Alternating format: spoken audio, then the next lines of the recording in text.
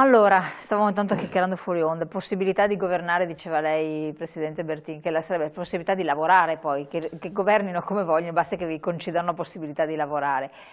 Sempre facendo le domande non tanto utopiche ma realistiche, perché un'associazione di categoria si è pronunciata dicendo è superata la divisione, cioè va superata questa divisione per zone rosse, gialle, che dir si voglia, arancioni, perché di fatto siamo in questa situazione e bisogna consentire di lavorare. Non so se è stato direttamente lei a fare l'osservazione o un altro rappresentante di categoria.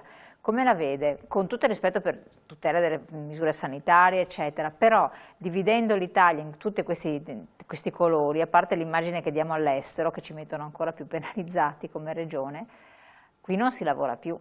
Beh, questo penso sia stato il frutto dei 300-400 esperti che ha preso Conte per dettare questa suddivisione dell'Italia per aree rosse, arancioni e gialle.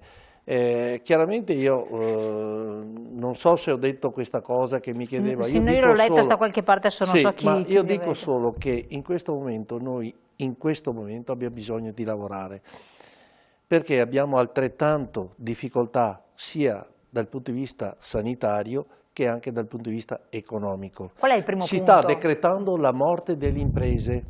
Si sta decretando la morte di una parte del nostro paese che è fatto di piccole e medie imprese. Non ci sono più la possibilità di soldi, perché i soldi vengono dati da indebitamento, okay? Non sono soldi che abbiamo.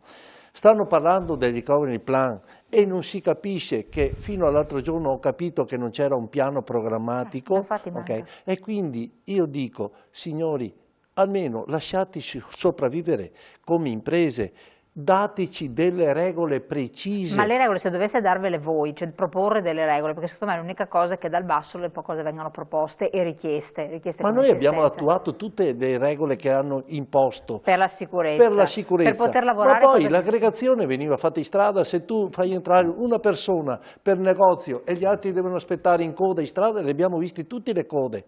E quindi è lì che devi controllare. Se tu liberi, la gente si muove, i ragazzi è inutile, i bar chiudono alle 18 e restano fuori fino alle 10 di sera. Sì, perché così hanno bisogno di socializzare, hanno bisogno di un po' di libertà e li capisco. E i ragazzi da 18 anni, loro che pensano di essere immuni a tutto, okay, non si preoccupano neanche della mascherina, magari dopo portano a casa il virus ai nonni. Siamo consapevoli di questa situazione, però non ci vengano a dire a noi attrezzatevi che poi vi faccio aprire, perché abbiamo sentito tutti Conte quando ha detto facciamo una cosa preventiva prima per liberare il Natale. Sì, il famoso il Natale siamo caduti a pie pari sul disastro, okay? E dopo continuiamo ancora su questo disastro. Ma ce lo sapevamo, e quindi non sono io che ho l'incarico di governare questo paese e di decretare quali sono le norme da applicare, sono loro, ma probabilmente non lo sanno neanche loro. Tanto arriveremo al 2 giugno come l'anno scorso, di step in step si arriverà all'estate, poi ci bonificherà il bel tempo e nient'altro. Voi avreste delle proposte sul recovery plan, quindi qualcosa sul recovery plan bisogna lavorarci dentro e capirlo come diceva anche prima Patrizio, perché qui bisogna capire un po' come va il progetto e qual è il progetto, perché c'è ancora qualcosa da capire molto bene. Siamo fuori tempo massimo, tra l'altro. Però io dicevo anche dal punto di vista, che lei diceva prima, quali sono e cosa si può fare. Io primis proprio dico la burocrazia. La burocrazia sta uccidendo le nostre imprese. Basta pensare anche solo al 110%, no, un documento solo per capire se posso fare o non posso fare quel lavoro, minimo 2 mesi. Questa è burocrazia. Accesso al credito, questo è una cosa importante. Le banche devono dare soldi alle imprese. Non devono far finta di darle o creare sempre dei rallentamenti, perché le imprese hanno bisogno di soldi adesso. La pubblica amministrazione deve essere a servizio dell'impresa privata, non l'impresa privata a servizio della pubblica amministrazione, perché nel paese non funziona così.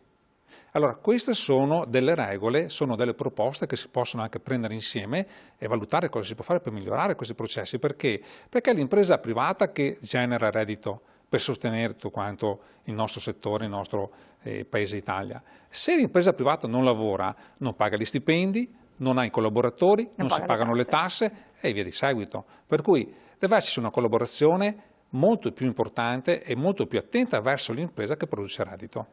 E noi siamo categorie a rischio adesso per le infatti. banche e soldini a noi non le danno. Quindi qualcuno si muoverà prima o poi. È il cane che mangia la coda, no? Per cui... Perché noi siamo considerati dalle banche categorie a rischio. Ah, categoria a rischio. Esatto. Perché magari io ho un affidamento come azienda per lavorare, magari un affidamento. Quest'anno non ho lavorato e vado in banca a chiedere soldi. E la banca dice no, ascolta, e questo rientra, no. Ma capibile per carità, però non è giustificabile. Indebitati dei 25.000 euro che ci hanno dato, che sono sulle spalle nostre, ok?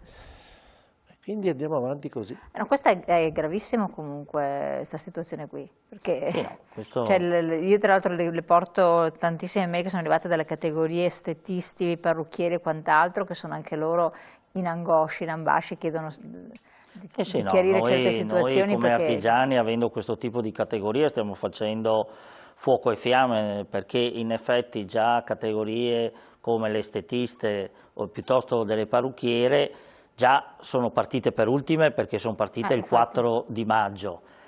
Hanno dovuto ridurre della metà le postazioni in negozio. E adesso si vedono che i clienti non possono arrivare. E adesso per di più hanno che bastano 100 metri, magari una conciatrice è a 100 metri da un altro comune limitrofo e non può il cliente venire a questo. Ecco, anche su queste cose, come veniva già detto, tutte le accortezze sono state in questo caso fatte. Perché limitare a così poco? Lasciamo i comuni, i primi comuni attorno, cioè diamo la possibilità, e qui ci vuole buon senso su queste cose qua, non è che ci voglia chissà che cosa, è la stessa cosa che abbiamo visto con la ristorazione e i nostri dipendenti che mangiano il panino in furgone, perché c'è tutta la categoria, fortunatamente, dell'edilizia che sta lavorando e in una stagione del genere non è che mangiare fuori adesso sembra che molto. Il discorso mense adesso sia sembra aperto. Che però questo è riuscito perché le categorie infatti, si sono mosse. Esatto, infatti torniamo all'appello che diceva lei, cosa fanno le categorie. Su questo ci siamo mossi un po' tutti e al di là di quello che dicevano i prefetti, la Regione ci ha dato la possibilità, quindi speriamo che i nostri dipendenti possano mangiare in un posto caldo. Ecco, ma questo alla luce di sta nel buon senso questo, non è che facciamo... Ma nel buon senso sembra che non ci sia nel... Appunto, per quello torniamo al discorso di prima. Se abbiamo una classe politica che non capisce queste cose, vuol dire che è meglio che stia a casa a guardare la televisione e forse fa meno danni.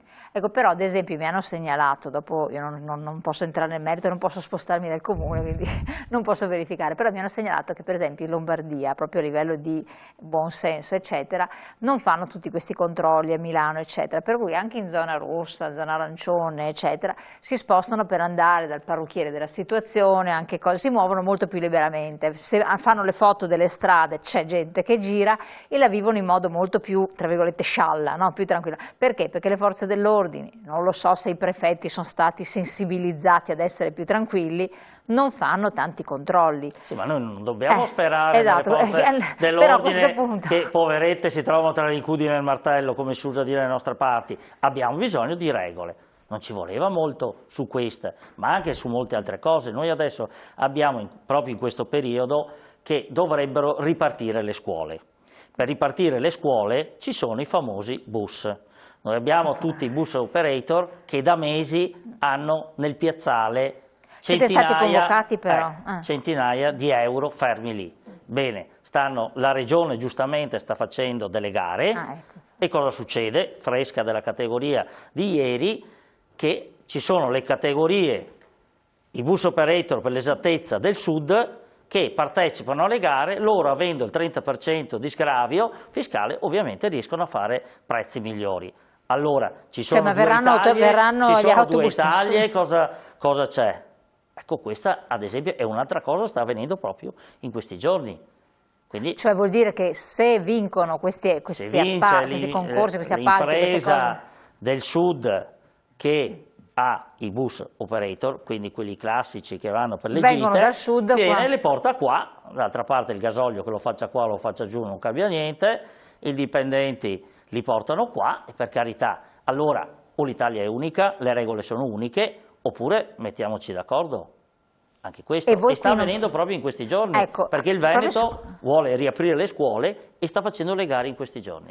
Benissimo, su questo punto un esempio, chiedo a voi, addetti ai lavori, quello che si chiede. È proprio un problema di burocrazia, esatto, che parlavo prima, esatto. perché le gare pubbliche, poi sui bandi succedono questo, no? Succede che l'impresa che conosce il territorio e quant'altro sa effettivamente cosa ci vuole e fa un prezzo. Imprese altre che mai sono in difficoltà, come diceva Roberto prima, pur di poter lavorare o di sopravvivere o di galleggiare, fanno dei prezzi che poi magari non sono consoni a quello che serve proprio nel nostro territorio. E poi qualcuno deve pagare, qualcuno deve vedere dei servizi, soldi che non arrivano e quant'altro. Nessuno può controllare e verificare la congruità di questi prezzi che vengono Bisogna offerti. modificare. Per assurdo un'asta pubblica può arrivare anche uno dalla Spagna, dalla Francia. Esattamente. Bisogna modificare i bandi, bisogna modificare proprio le gare pubbliche. Quello che, orrore il ci vuole. Noi abbiamo esatto. chiesto gare a chilometro zero, nel senso che ci Che è siano lecito certi chiederle, tipi di gare, certe quantità, diciamo, che siano riferite al Veneto. Allora, se tu vuoi andare nel Trentino a lavorare, tu devi avere una parte di dipendenti che devono vivere in Trentino. È lecito chiedere allora perché questo. nel Veneto non posso farlo? Cioè questa sfaccettatura, miriade di sfaccettature della nostra povera Italia portano dopo alla guerra dei poveri, alla guerra tra di noi. Ci vogliono regole chiare e uguali per tutti. Io credo che in alcuni aspetti l'autonomia e quindi poter gestire anche quindi la parte economica sia importante e quindi spero che l'autonomia possa avere i suoi frutti, mi auguro almeno, dopo Mi sembra che vogliano modificare il titolo quinto della Costituzione pur di bypassarla. Abbiamo la speranza ultima a morire, dicono noi, continuiamo assolutamente. Presidente Carlo Valerio, relativamente a questo aspetto, ad esempio, qua ha fatto un esempio contingente, ce ne sono anche diversi altri, anche l'alta velocità per esempio, la TAV, tutto che sarebbero delle esigenze concrete, però ci sono degli intoppi anche lì.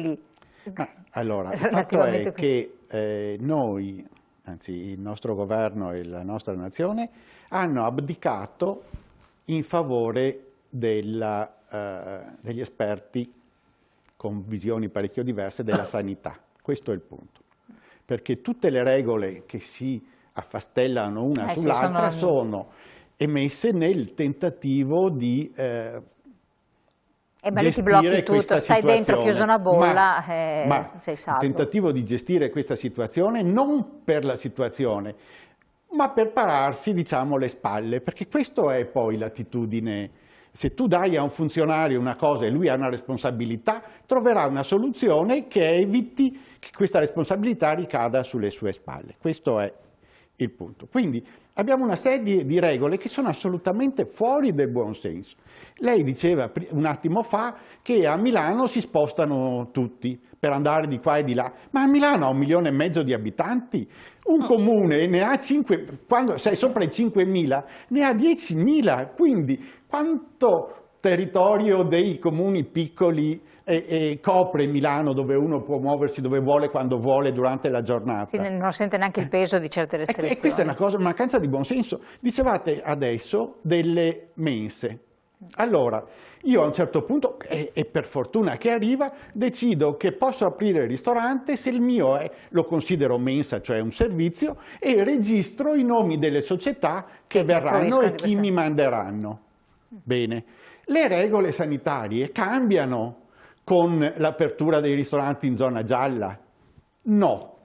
Le condizioni cambiano? No, perché le accortezze sono sempre quelle. E allora, voglio dire, a mezzogiorno, dove si muovono solo le persone che sono in giro per lavoro, non potevamo aprirli già prima i ristoranti? Che differenza fa adesso?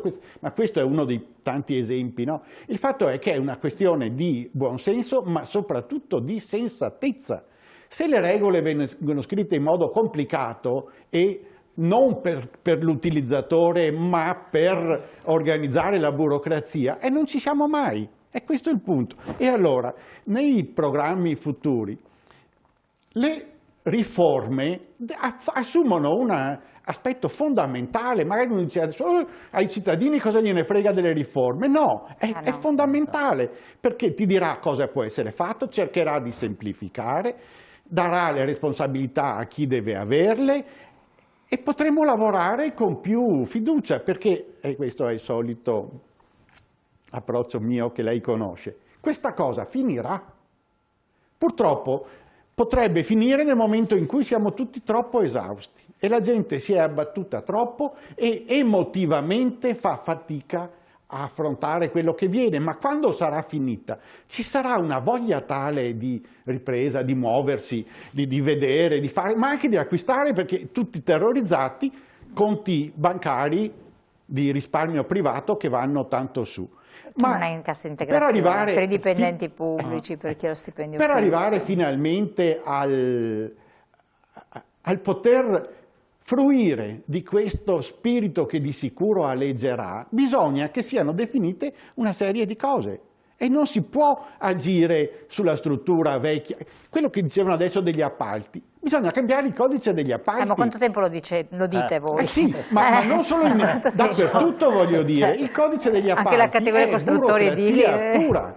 Hanno Invece fatto la riforma, devi diventare un'altra cosa, Infatti. prendere atto delle situazioni contingenti, anche perché spostare i lavoratori da un'altra regione a no, ma 700 è km di distanza a qua comporta costi, inquinamento, difficoltà di vario genere. Quindi la cosa più importante di tutte è proprio fare delle riforme che vadano nella direzione di semplificare. Ma in realtà questo nel recovery plan ci sarebbe stato? Perché dovrebbe l'Italia esserci. dovrebbe dovuto attuare delle riforme. L'Europa sta chiedendo l'Europa chiede questo? Ma se nella prima versione, scusatemi, perché questa è una cosa No, che mi ha proprio nel recovery fund sono previste nella le riforme prima versione dell'impiego di questi 200 miliardi c'erano 17 miliardi per la disparità di genere nei salari e negli stipendi e ce n'erano 8-10 per la sanità. Cioè, ma chi, c'è qualcosa che non se torna. non l'ideologia spinta... 3 per il turismo.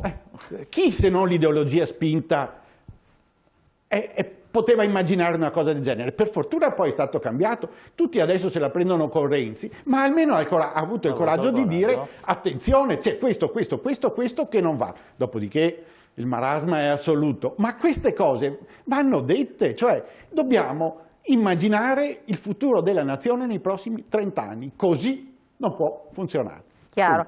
Allora, diversi punti, ce ne sono anche altri, dopo torno dalla parola anche a lei che aveva accennato il discorso della burocrazia per capire concretamente quanto va anche impattare. Pubblicità, pochi secondi.